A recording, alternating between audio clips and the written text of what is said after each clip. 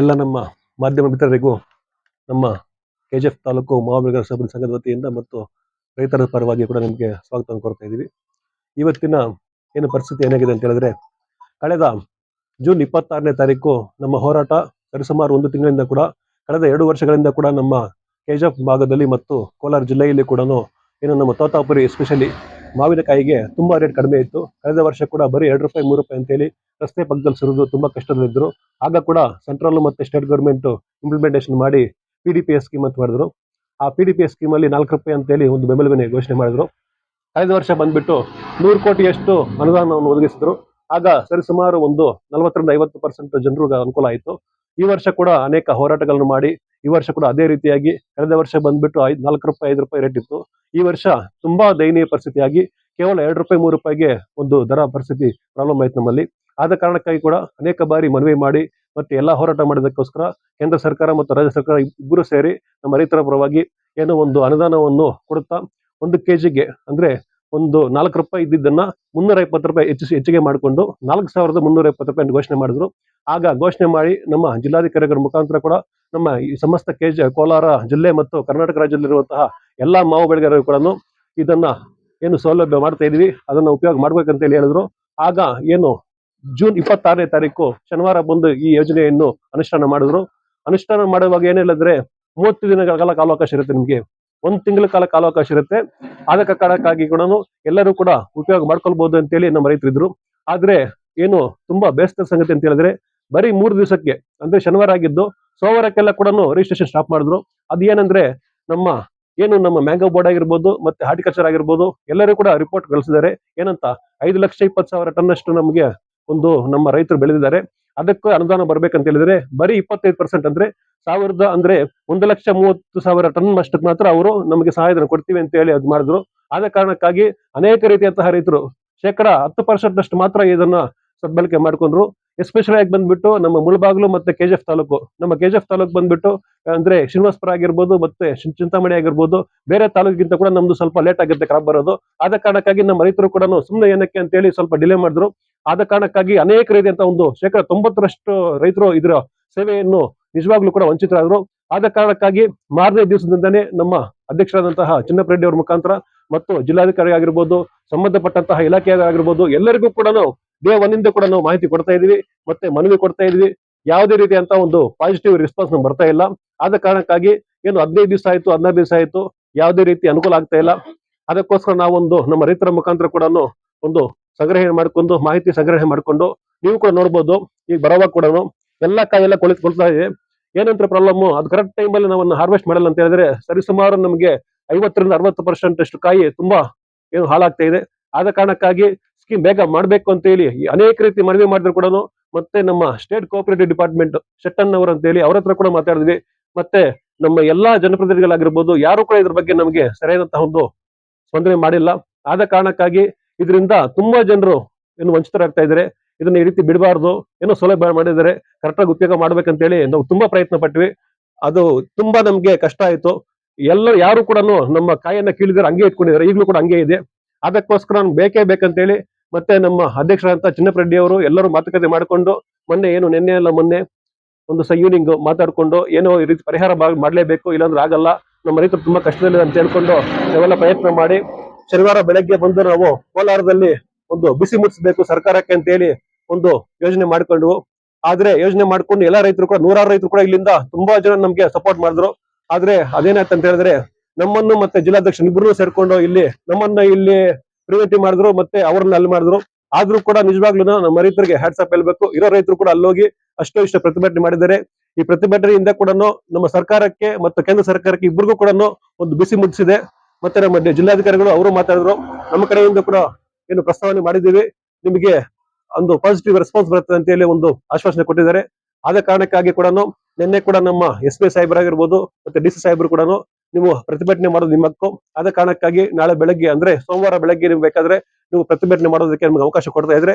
ಆದ ಕಾರಣಕ್ಕಾಗಿ ಏನು ಇಲ್ಲಿ ನಮ್ಮ ಈ ಸೌಲಭ್ಯದಿಂದ ವಂಚಿತರಾಗಿದ್ದಾರೆ, ಯಾರು ಇದರಿಂದ ವಂಚಿತರಾಗಬಾರ್ದು, ಎಲ್ಲರಿಗೂ ಉಪಯೋಗ ಆಗ್ಬೇಕಂತ ಹೇಳಿ ನಾವು ನಾಳೆ ದಿವಸ ಅಂದ್ರೆ ಸೋಮವಾರ ಬೆಳಗ್ಗೆ 9 ಗಂಟೆಗೆ ನಮ್ಮ KGF ತಾಲೂಕು ಸಮಸ್ತ ರೈತರ ಪರವಾಗಿ ಮತ್ತು ಎಲ್ಲ ಕೋಲಾರ ಜಿಲ್ಲೆ ರೈತರ ಪರವಾಗಿ ಇದು ಏನು ನಮ್ಮ ಸೌಲಭ್ಯ ಮಾಡಿದರೆ ಅದು ಬರೀ ಮೂಗಿಗೆ ತುಪ್ಪ ಸೇರುವಂತಹ ಒಂದು ಯೋಜನೆ ಅಲ್ಲ, ಎಲ್ಲರಿಗೂ ಮಾಡ್ಬೇಕಂತ ಹೇಳಿ ನಾಳೆ ಬೃಹತ್ ಅಂತಹ ಒಂದು ಪ್ರತಿಭಟನೆ ಮಾಡೋದಕ್ಕೆ ಎಲ್ಲಾ ರೈತರು ಸಹಕಾರ ಮಾಡಬೇಕು. ಮತ್ತೆ ಯಾರು ನಮ್ಮ ಈ ರಿಜಿಸ್ಟ್ರೇಷನ್ ಮಾಡ್ಕೊಂಡು ಅಂದ್ರೆ ಟೋಕನ್ ಕೊಟ್ಟಿದ್ದಾರೆ, ನಮ್ಮ ಯಾರು ಸೌಲಭ್ಯ ಆಗ್ತಾ ಇಲ್ವೋ ಅಂತವರಿಗೆ ಟೋಕನ್ ಕೊಟ್ಟಿದ್ದಾರೆ ರಿಜಿಸ್ಟ್ರೇಷನ್ ಮಾಡೋದಕ್ಕೆ.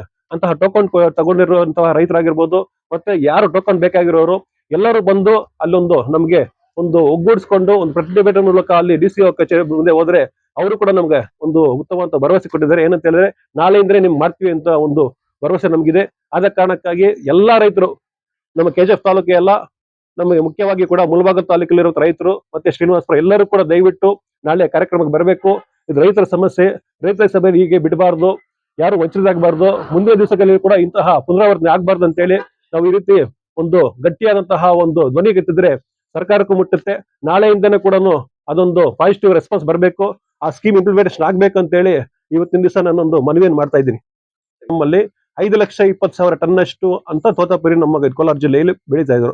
ಅದೇ ರೀತಿಯಾಗಿ ಕೂಡ ರಿಪೋರ್ಟ್ ಆಗಿರೋದು. ಆದ್ರೆ ಅವರು ಬರೀ 1,30,000 ಟನ್ಗೆ ಮಾತ್ರ ಅವರು ಏನೋ ಸ್ಕೀಮ್ ಇಂಪ್ಲಿಮೆಂಟೇಷನ್ ಮಾಡಿದ್ದಾರೆ. ಅದರಲ್ಲಿ ಕೂಡ ಪರ್ಚೇಸಿಂಗ್ ಕೊಟ್ಟಿರೋದು ಅಂದ್ರೆ ನಮ್ಮಲ್ಲಿ ಕಾಯಿ ಕೊಂಡ್ಕೊಳ್ಳೋದು 1,30,000 ಟನ್ ಕೊಂಡ್ಕೊಳ್ತೀವಿ ಅಂತ ಅವ್ರು ಹೇಳಿರೋದು.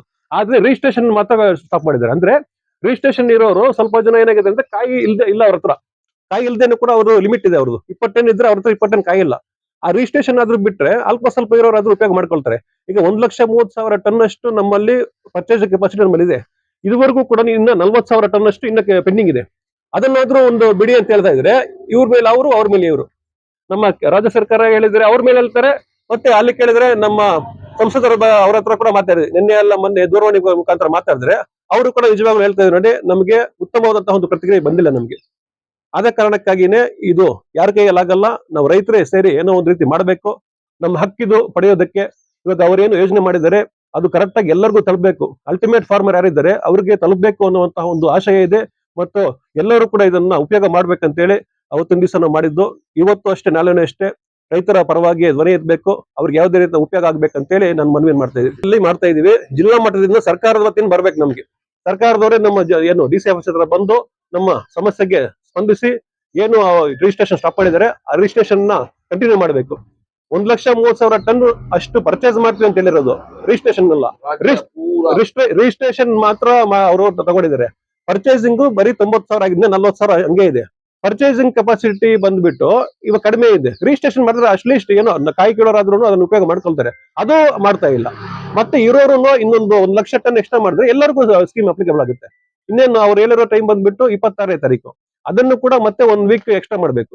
ಅಂದ್ರೆ ಆಗಸ್ಟ್ 10ನೇ ತಾರೀಕುವರೆಗೂ ಮಾಡಿದ್ರೆ ಇರೋರಾದ್ರೂ ಒಂದು ಉಪಯೋಗ ಆಗುತ್ತೆ. ಮತ್ತೆ ಇದ್ರ ಜೊತೆಗೆ ಕೂಡ ಏನಾದ್ರು ಕಳೆದ ಒಂದು 2-3 ತಿಂಗಳ ಹಿಂದೆ ಕೂಡ ಅಕಾಲಿಕ ಮಳೆ ಮತ್ತು ಗಾಳಿ ಬಿರುಗಾಳಿಗೆ ಕೂಡ ಸರಿಸುಮಾರು ರೈತರೆಲ್ಲರೂ ಕೂಡ ಕಾಯಿ ಎಲ್ಲ ಉದುರಾಯ್ತು, ಎಲ್ಲ ತುಂಬಾ ಲಾಸ್ ಆಯ್ತು.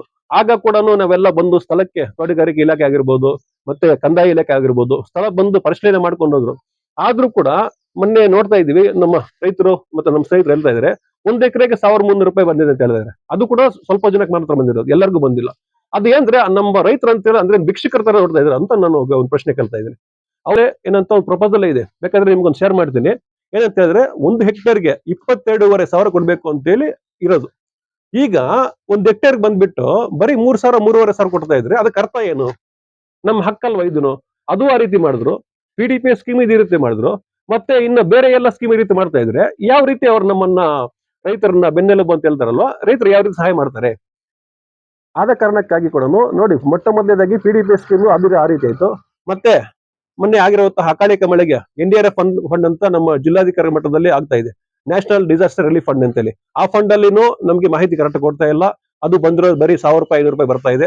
ಅದನ್ನು ಪ್ರಾಬ್ಲಮ್ ಮಾಡ್ತಾ ಇದ್ರೆ ಅದ್ರ ಜೊತೆ ಎಲ್ಲರಿಗೂ ಸುಮಾರು ಅದು ಕೂಡ ಅಷ್ಟೇ, ಒಂದು 80% ರೈತರಿಗೆ ಅದನ್ನು ಬಂದಿಲ್ಲ. ಅದು ಮಾಹಿತಿ ಕೊಡೋರು ಯಾರು ಇಲ್ಲ. ಮತ್ತೆ ಅದ್ರ ಜೊತೆಗೆ ಈಗ ನೋಡಿ, ನಮ್ದು ಬರಗಾಲ ಅಂತೇಳಿ ಎಲ್ಲರಿಗೂ ಗೊತ್ತಾಗಿದೆ. ಏನಂತ ನಮ್ಮ ಕರ್ನಾಟಕ ರಾಜ್ಯದಲ್ಲಿ ಎಲ್ಲಾ ಜಿಲ್ಲೆಗಳಲ್ಲೂ ಮತ್ತು ಎಸ್ಪೆಷಲಿ ಆಗಿ ನಮ್ದು ನದಿ ಮೂಲಗಳಿಲ್ಲಂತಹ ಜಿಲ್ಲೆ ನಮ್ದು. ನಮ್ಗೆ ಯಾವುದೇ ರೀತಿಯ ನದಿ ಇಲ್ಲ, ಏನೂ ಇಲ್ಲ. ನಮ್ದು ಬಯಲುಸೀಮೆ ನಮ್ದು.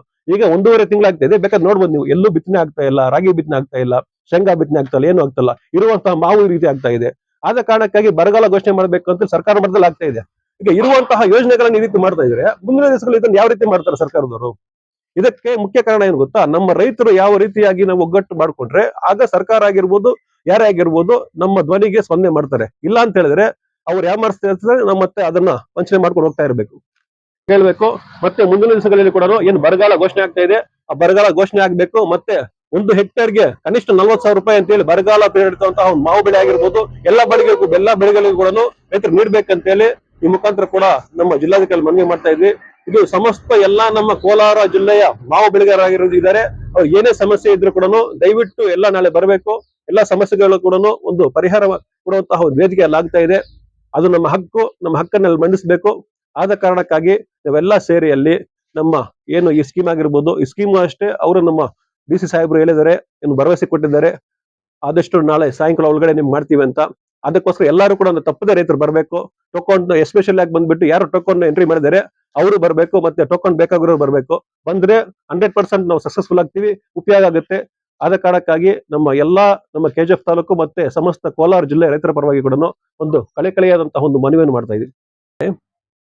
ಏನು ಇವತ್ತಿನ ದಿವಸ ನಮ್ಮ ಮಾಧ್ಯಮ ಮಿತ್ರರು ಬಂದಿದ್ದಾರೆ, ಅವರಿಗೆ ಕೂಡ ನಮ್ಮ ಸಮಸ್ತ ರೈತರ ಪರವಾಗಿ ಮತ್ತು ಮಾವು ಬೆಳೆಗಾರರ ಶ್ರಮೋದಯ ಸಂಘದ ಪರವಾಗಿ ಕೂಡ ಅವರಿಗೆ ಧನ್ಯವಾದ ತಿಳಿಸ್ತಾ ಇದ್ವಿ. ದಯವಿಟ್ಟು ನಿಮ್ಮ ಏನು ನಮ್ಮ ಸೇವೆ ಸಹಾಯ ಯಾವತ್ತು ಇರ್ಬೇಕಂತೇಳಿ ನಿಮ್ಮನ್ನು ಕೇಳ್ಕೊಳ್ತೀವಿ. ನಾವು ಏನು ಹಕ್ಕನ್ನು ಮಾಡ್ತಾ ಇದ್ವಿ, ಸರಿಸುಮಾರು 15 ದಿವಸಗಳಿಂದ ನಾವೇನು ಪ್ರಯತ್ನ ಮಾಡ್ತಾ ಇದ್ವಿ, ಆ ಪ್ರಯತ್ನ ಮಾಡಿದ್ರೆ ಕೂಡ ನಮಗೆ ಒಂದು ಸಕಾರಾತ್ಮಕವಾದಂತಹ ಒಂದು ಉತ್ತರ ಬಂದಿಲ್ಲ. ಆದ ಕಾರಣಕ್ಕಾಗಿ ಏನೋ ನಾವು ರೈತರ ಪರವಾಗಿ ಮಾತಾಡಬೇಕು ಅಂತ ಹೇಳೋದಕ್ಕಾಗಿ ಹೋರಾಟ ಮಾಡ್ಬೇಕಂತಕ್ಕೆ ನಮ್ಮನ್ನ ನಿನ್ನೆ ನಮ್ಮ ಜಿಲ್ಲಾಧ್ಯಕ್ಷರನ್ನು ಮತ್ತು ನಮ್ಮನ್ನು ಕೂಡ ಏನು ಅವತ್ತು ನಿನ್ನೆ ಪ್ರಿವೆಂಟಿವ್ ಮಾಡಿದ್ದಾರೆ. ಆದ್ರೆ ಮಾಡಿರೋದು ಬಂದ್ಬಿಟ್ಟು ನಮ್ಮನ್ನು ಮಾತ್ರ ಮಾಡಿರೋದು. ನಾವು ರೈತರಿಗೆ ಸಪೋರ್ಟ್ ಮಾಡಬೇಕು, ರೈತರಿದ್ದಾರೆ, ಅದನ್ನ ನಿಲ್ಸಕ್ಕೆ ಯಾವ ರೀತಿ ಆಗಲ್ಲ. ಯಾವತ್ತೇ ರೀತಿಯಾಗಿ ಇವತ್ತಾಗಿರ್ಬೋದು, ನಾಳೆ ಆಗಿರ್ಬೋದು, ಯಾವತ್ತೂ ಕೂಡ ರೈತರ ಪರವಾಗಿ ಇಡ್ತೀವಿ. ಯಾರಿಗೆ ಒಬ್ಬ ರೈತರ ತೊಂದರೆ ಆದ್ರೂ ಕೂಡ ಅವತ್ತು ಅವರ ಧ್ವನಿಯಾಗಿ ನಾವು ನಿಲ್ತೀವಿ.